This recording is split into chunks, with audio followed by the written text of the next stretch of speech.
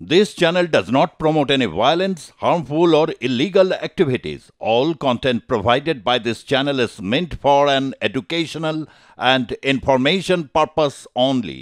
Hog স্ট্রিটে শুক্রবার BJP সভা করতে চায়, কিন্তু সেই সভার অনুমতি দিচ্ছে না পুলিশ।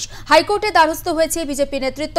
মামলা দায়েরের অনুমতি দিয়েছেন বিচারপতি তীর্থঙ্কর ঘোষ।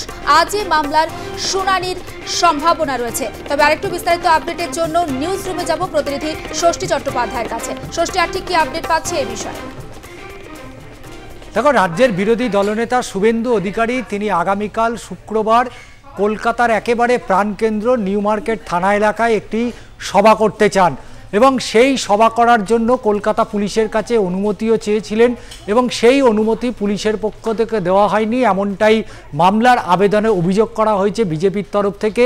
এবং শুধু তাই নয়, আরও অভিযোগ করা হয়েছে যে গতকাল অর্থাৎ বুধবার এবং আজকে বৃহস্পতিবার এই দুদিন দুটি পৃথক অন্য দুটি সভা রয়েছে। এই যে জায়গায় মূলত বিজেপি সভা করতে চায় ঠিক সেই জায়গাতেই পুলিশ তাদেরকে অনুমতি দিলেও কেন বিজেপি বা শুভেন্দু অধিকারীর সভা অনুমতি দেওয়ার ক্ষেত্রে গড়িমসি করছে, এ বিষয় নিয়ে বিচারপতি তীর্থঙ্কর ঘোষের এজলাসে দৃষ্টি আকর্ষণ করা হয় এবং বিচারপতি তীর্থঙ্কর ঘোষ তিনি আজকেই বিকেল 4টের সময় জরুরি ভিত্তিতে এই মামলার শুনানি গ্রহণ করবে বলেও জানিয়েছেন।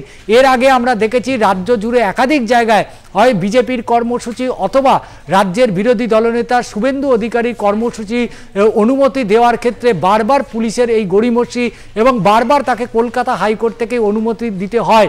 এবং শুধু তাই নয়, শাসক দল বা অন্যান্য রাজনৈতিক দলের ক্ষেত্রে কিন্তু এই রকম পুলিশের গড়িমসি দেখতে পাওয়া যায় না, এমনটাও কিন্তু মামলাকারীর তরফ থেকে অভিযোগ করা হয়েছে। এখন দেখার বিষয় বিকেল 4টের সময় বিচারপতি তীর্থঙ্কর ঘোষ এই মামলার ক্ষেত্রে শুভেন্দু অধিকারীর যে সভা সেই সভা করার অনুমতি দেন কিনা।